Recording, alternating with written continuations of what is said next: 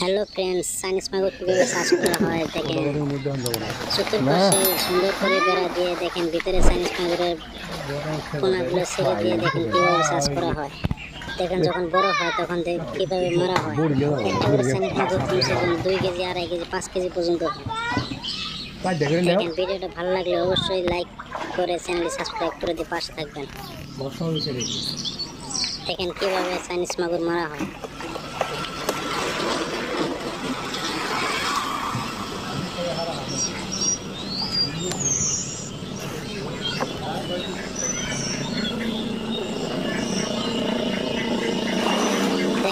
দেখেন লাফালাফি করে আপনি বড় বড় মাগুর হয়েছে।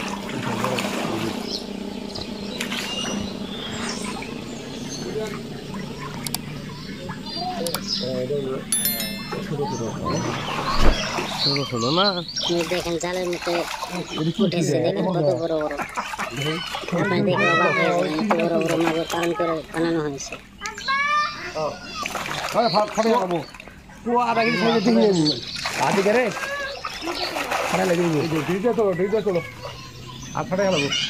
তোমার আবার দোকান করা অসুবিধা হবে।